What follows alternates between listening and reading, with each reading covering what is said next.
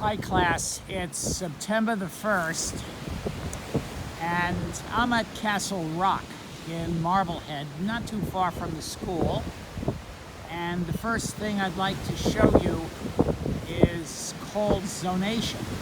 So if you look at these rocks at Castle Rock, notice that the lower regions are black, or very dark, and a point is reached where it gets light. And the reason it changes is the dark color is caused by cyanobacteria, mostly of the genus Calothrix. And there is an upper limit to the tide. We're at dead low tide now, and where you see it turn light, the water doesn't come up long enough to sustain the light. I'm just going to walk over to another region where you can see the Calothrix a little bit better.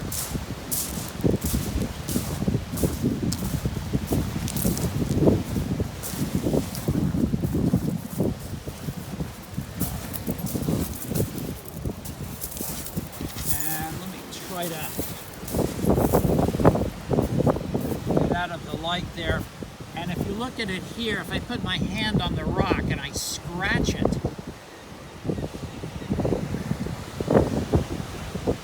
maybe you can see it on my finger.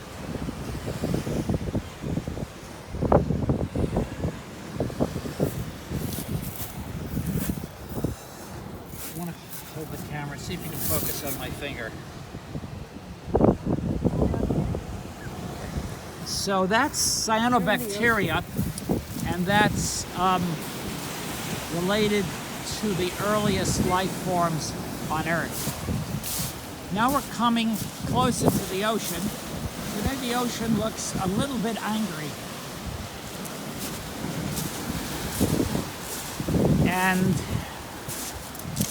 the rock here, by the way, if you look at it carefully, it's very fine-grained rock. It's not granite, which most New England rock is. So this is all igneous rock, basalt, and its origin comes from a volcano in Lynn that happened a very long time ago when Lynn erupted, and some people say it hasn't stopped erupting.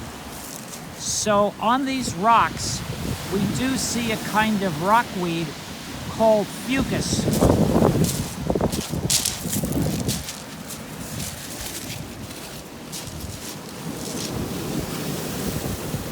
And if you look at it, it has dichotomous growth. See how it splits in half? This is called Fucus. And if you look at it ever so carefully, you see little bumps on the Fucus. So those are called conceptacles, and it makes egg and sperm. Both get released directly into the ocean.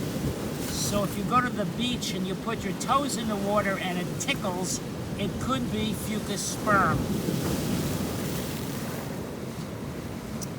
There's not a ton of other stuff here right now. Life has been difficult for small algae.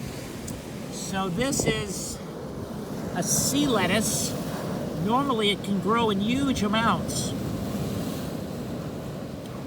And just little bits remain.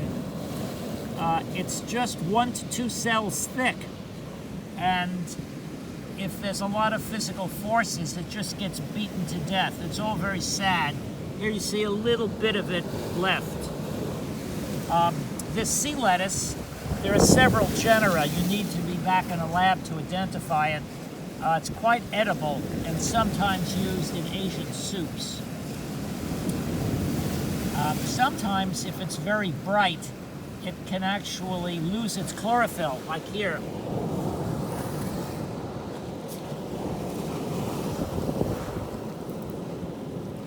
So that's bleached sea lettuce.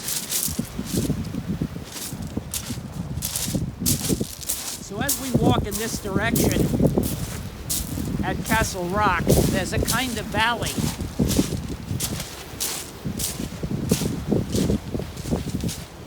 Top, it's hard to see. There's a rock a loose rock up there. And in the past, we've called this place the Valley of Death. And there's a legend that if you think bad thoughts, that rock could come crashing down and crush you. Growing along the walls of this valley, there's a genus related to Fucus. Its name is Ascophyllum.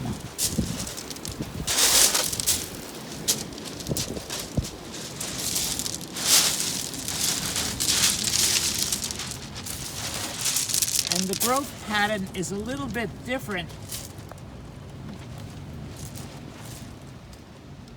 from Fucus. It's more linear. So as I hold this, you can see it does not divide in half, and it has air bladders. So does Fucus. Those are little nematocysts that hold it up when the tide comes in. This particular algae sometimes has a symbiotic relationship with another plant, which is a red alga, and for the moment, just a teeny bit. So you see this little bit of red stuff? That's called Vertibrata lanceosa. It's a red alga which has a relationship with the Ascophyllum, but it does not grow on Fucus. And the meaning of that relationship is not clear. You can see the Ascophyllum grows on these walls. As I said, we're in low tide, and when the tide comes in, a river of water would flow directly toward me, and that flow of water nourishes the algae or seaweeds on the wall. There are also animals, barnacles, competing for the same niche with the seaweed. So there is a struggle for this substrate at Castle Rock. Usually there's more diversity here, but not today.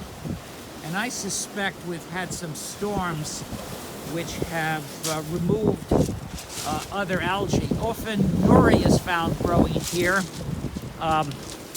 Nori is the common name of porphyra, which is used for sushi.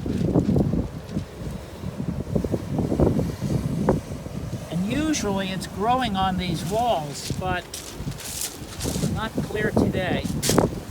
Okay, so I'm going to say goodbye for now, and we'll see you later. Bye-bye.